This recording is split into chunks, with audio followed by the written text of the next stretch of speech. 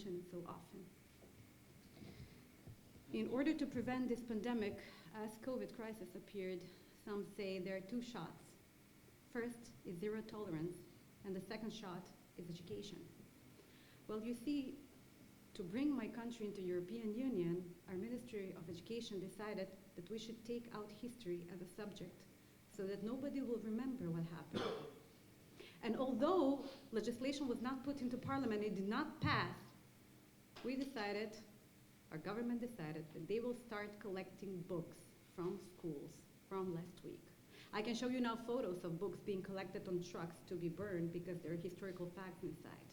I can also tell you how the Internal Affairs officer are checking schools and teachers for hiding books since yesterday. And this is happening like it was happening in 39 and 40. And I feel like I'm in the travel of time, different time zones, and I will wake up one day, it will be 1942.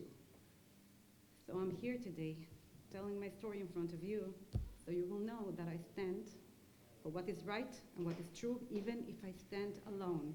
Our Jewish community is very much afraid. Our Memorial Center representatives are very much afraid, and they're all quiet.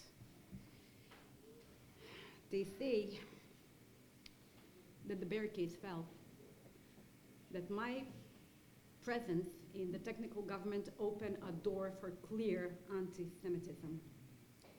They say there are no more barricades because even the people from parliaments that are invited to such event as this one from Yom HaShoah will say never again, but it will be empty because they don't mean it. By protecting the past, we all protect our future. By protecting the memory of the Shoah and our history facts, I'm protecting my daughter as well as every child of the Jewish communities all over Europe. So again, it's the game between fear and hope. And I'm very hopeful that when I stand next time, you will stand with me, as EGA has stand when I was in hard times, as there are reporters present in this room that helped a lot so I could finally go and see my daughter, which I had to put away from me so she will not be hurt while I am attacked. And for the end, I will tell you that there are words written in Washington Memorial Center on the door from Martin.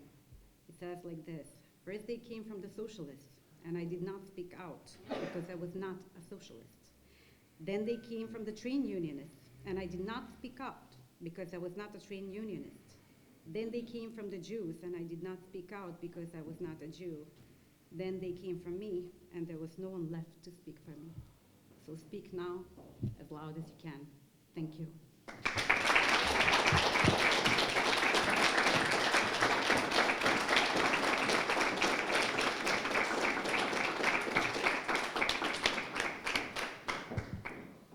I'm not sure how I can follow that or what I can possibly say, right? Rastela, thank you so much for taking the time to come to meet us. As I said before, a lot of our guests have fallen in love with you. Dr. Leah Flo, not Leah, Dr. Leah Flo, wanted to also give her card to you. But something happened today in Germany that she wanted to update us, if that is okay. Very briefly. Thank you so much. And then I would like my colleague Ethan to join me. Thank you. Hello, shalom. I just heard from my colleague from Holland information that today in Germany, in Brandenburg, one very famous neo-Nazi, if it's possible to say very famous neo-Nazi, who died a few days ago and was cremated.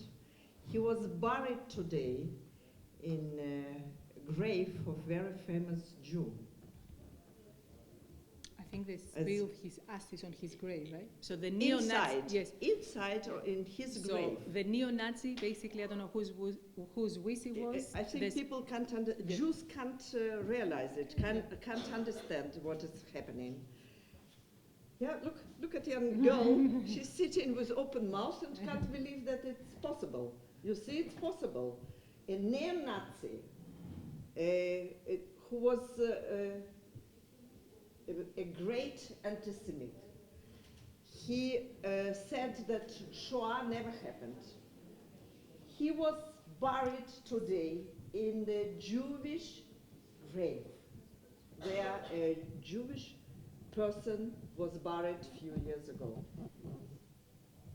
And it will be a big scandal. It just came the news in RTL, in a German TV program. And I know only this, I can't tell you something else, but I think, and it's already from the Zentralrat, Jews in Germany, they sent already a letter, a message to police, and it will be clarified how it had happened, something like this in Germany. And it's not just a simple sign of anti-Semitic attack. I think it's just scandal. It's just a scandal what can happen here in Europe, and if we know more till the end of our Congress, I tell you more. Can you please? Anrufen und fragen meine Meinung. Sorry, 1 second. Aber ich habe Sorry? keine Meinung, das ist Sorry? unglaublich. Protestant cemetery. So it's a church involved. But they specifically But chose. But they specifically chose the Jewish. So this is what we are highlighting. Yes, yes, yes. I understand, of course. So I would like to just say that basically this is a great reminder of why we're here and why we need to continue fighting anti-Semitism and why young people, and I'm sorry to call you young people, I don't mean it in any way, I just mean younger generation, this is why it is so important that you continue fighting with us, right? And this is why we need you, and this is why you need to be seeing the great example that all these great Jewish leaders are doing, the hard work that they're doing, that you also follow along. Because definitely we need to fight on. Of course. Thank you, Dr. Leah Yeah. Flo. Ja, kleine. Sorry, we said we're going to do it at the end, if that's okay. At the end. At the Ah, end. in the Yes, end. Aber yes. ich denke jetzt. Yes. So, because I spoke about younger people and new generation, I would like, if possible, for my colleagues to join me, because I wanted you to, as I said, you heard a lot from me, and I wanted all the team to be here. Michelle, obviously, and Ethan is going to give his presentation, and Tal and Alex and Shirley and Michal, whoever is here from the team, maybe they can join us. But as I said, we have first our new colleague and who's doing such a great job, and I want to just congratulate him because he translated it.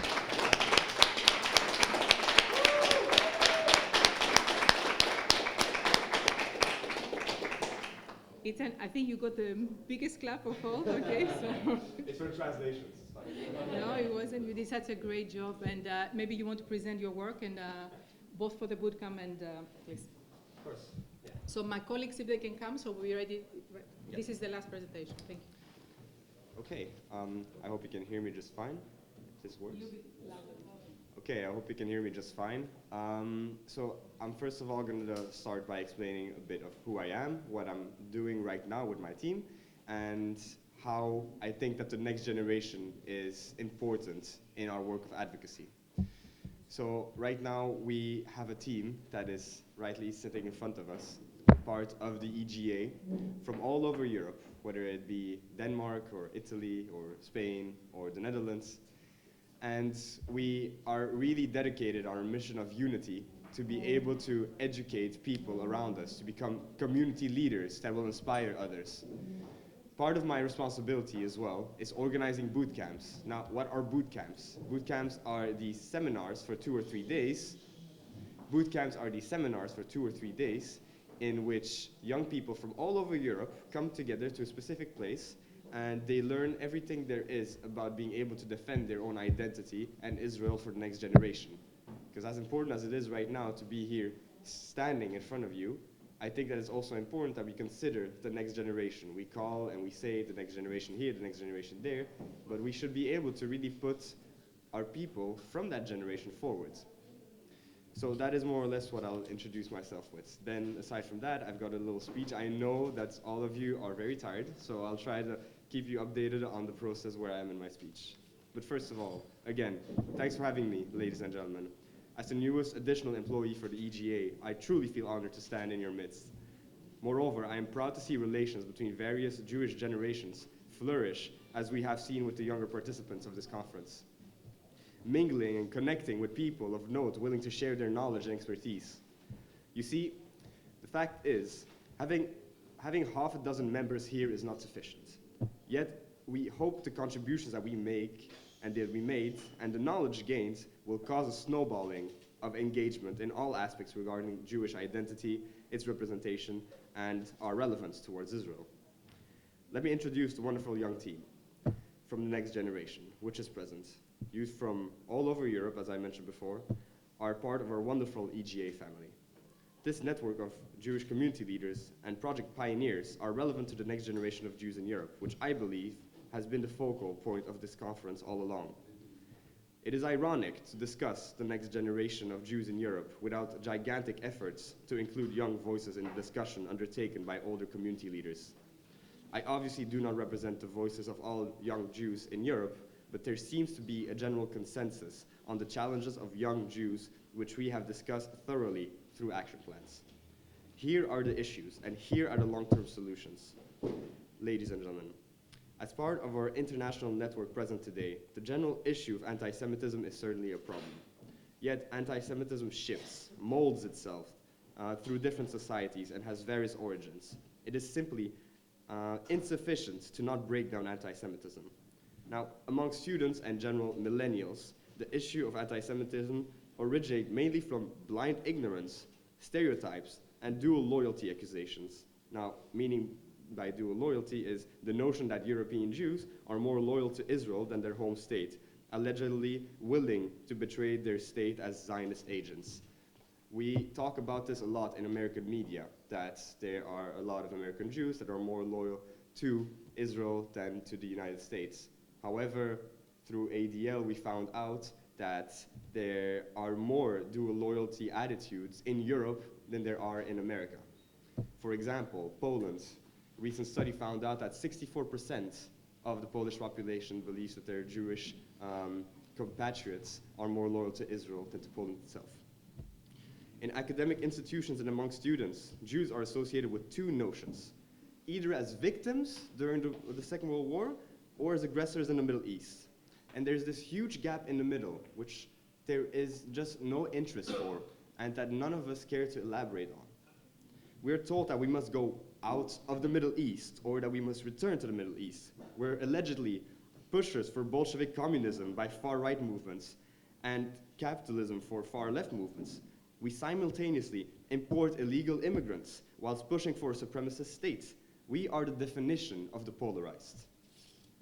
You see, ladies and gentlemen, we are left politically and socially homeless, based on how our identity is portrayed.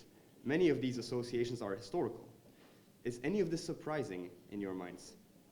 According to the ADL, once again, about 54% of the world's population has heard of the Nazi Holocaust and the genocide of Jews in relation to such. Now, a modern population that makes up 0.02% of the globe's population is supposed to define their modern identity. This is challenging. This has to be prioritized. We must educate not only about the Holocaust, but explain our diverse contributions to the world. In the words of Dara Horn, people love and fascinate over dead Jews. The looking glass in which people look towards Jews has defined our alleged identity. We are not a people of the past. We are people that reflect and honor while expressing our unique identity.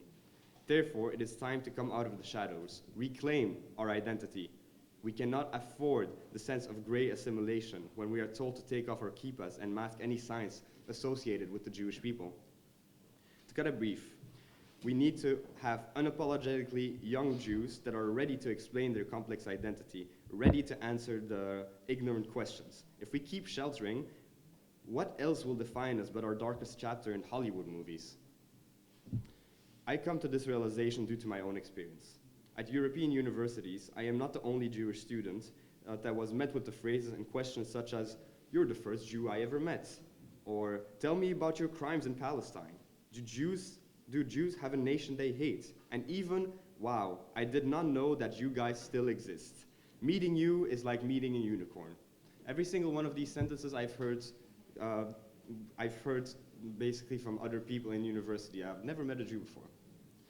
In young circles, our identity is always marginalized, which prompts people to shove a microphone into Jewish students' faces. For some, it is truly akin to meeting a unicorn. We are often left out of social justice movements, and anti-Semitism is rarely discussed in non-political circles.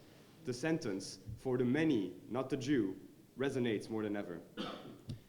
Whenever met with these ignorant questions or statements, we can either walk away, which achieves nothing, or educate to our best abilities, which has a profound impact as the knowledge that is spread will snowball. Our 0.02% cannot fight alone. Whether we want it or not, we carry the responsibility to all share the light, share the knowledge of our proud ethno-religion. Otherwise, who will represent us? Who will educate about us? The same logic applies when we are met with anti-Semitic comments. Do we yell anti-Semites and run away? Or do we explain the anti-Semitic nature of the comments and why they are inaccurate and offensive? Simply calling out anti-Semitism has limits. Again, we must all become educators and ambassadors, regardless of what we study in university, because Jewish identity is a study of its own, which all of us share and all of us are attached to. When Israel is being demonized and calls for its destruction are to be found in our surroundings, we must stand up, regardless of our political beliefs, because as we have seen last May, it affects all of us as Judeans. Being educators is part of our responsibility of our young core at this event. Public speaking and debating are other skills that are essential to teach and spread, which are also taught to these wonderful youth. Last but not least, it should be noted that spoken words and dialogue cannot solve every issue. When met with screaming protesters and bombarded with questions, some answers of political nature or about our identity or history need to be more elaborate. How do we get these answers? How do we carry that message forwards? This is where journalism comes in. I will be cliché and say that the pen is mightier than the sword. And the pen is our way to educate. Our wonderful volunteers have been training in the arts of journalism and education through writing. We hope to spread their wonderful articles on the links of the EGA and the European Jewish Press. Our own David Fiorentini, who had just left a few minutes ago, is a stellar journalist for an Italian Jewish student publication named Hatikva. You see, our volunteers are experienced and gain more experience through their network and unity. Only unified, overlooking Jewish politics, can we halt ignorance. By explaining Jewish identity, you have a profound impact on the manner in which Jews are perceived. To stop anti-Semitism in the next generation, we must stop ignorance. It's that simple. Our great team is dedicated to this exact goal, and this team structure will ensure representation in the next generation. Your identity, our identity, is in good hands. As Libyan Jewish poet Herbeti Parganini says, Descartes was wrong, stating, "I think, therefore I am." For us, ladies and gentlemen, the phrase should be, "I defend and represent myself, therefore I am." Am Yisrael Chai, thank you.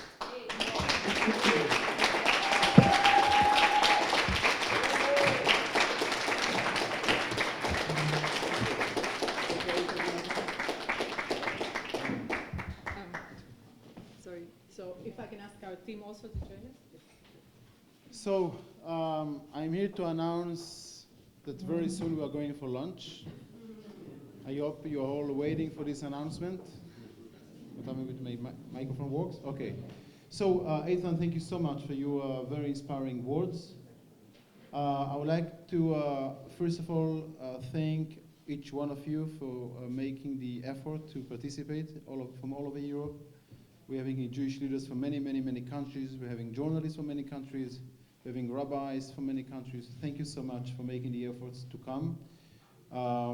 I would like to express a great, great gratitude to our team who worked so hard for the success of this conference. I would like to thank, first of all, Ruth, not only because ladies first, but because she coordinated beautifully this event. Thank you so much, Ruth.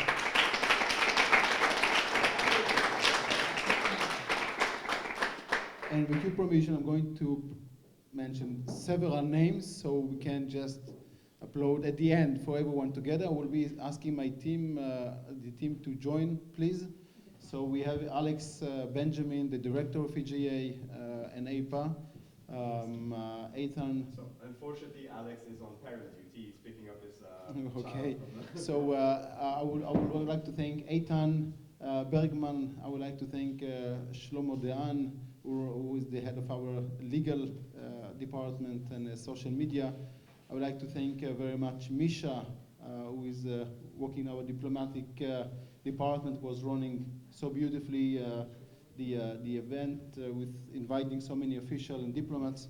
We're having with us Yossi Lemkovich, Senior Media Advisor. You may join us as well. David Kalfa, our Media Advisor, already left. And Tal Rabina, the head of our strategy. Tal, you are also invited, please, to join. Is Katya still here? Katya Bayer, our Media Advisor for France, is here with us. We are having Oliver Bradley on Zoom, and also Tovi, I guess, is on Zoom, so not with us. We also do not have with us Nir and Shaked from our Israeli office. Also great special thank you to Eli Mendelbaum, who is behind the scene, but make sure that all of us will look great on social media and everywhere, and dealing with our social media on a daily basis. I think I still missed someone. Alex is not here. So Alex, I see, is not here, and David is not here. Actually, everybody are here with their hearts. There you go. And a special thank you. 1 second, I did not finish. I said ladies first, but now we're coming to the men. So I would like to congratulate and thank so much Michel Gourari, who is the head of our Jewish Communities Department. So now is the time. Thank you, everyone. Thank you, the team, for great work to achieve so much success in this conference yesterday and today. In the coming days, we are going to announce great things, great plannings that we have in youth, in diplomatic, in Jewish identity, education, fight against anti-Semitism, lobby for Israel, media, and many other good things. So thank you, everyone, for your dedicated work, for your efforts, for the hours you did not sleep, and we all owe you those hours. So tomorrow you can come to the office not at 6 o'clock in the morning, but you can all come at 7. And thank you very much, everyone, again for coming. We'll have a group picture for the team. Yeah, and then lunch is just where they're waiting. Thank you.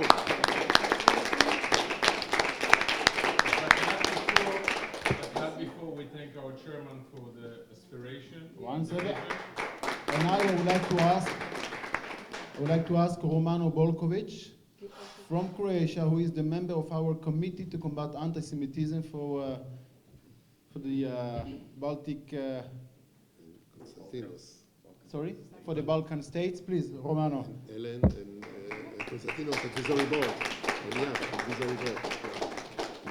And I think then you can just open the door for lunch. Just one good picture.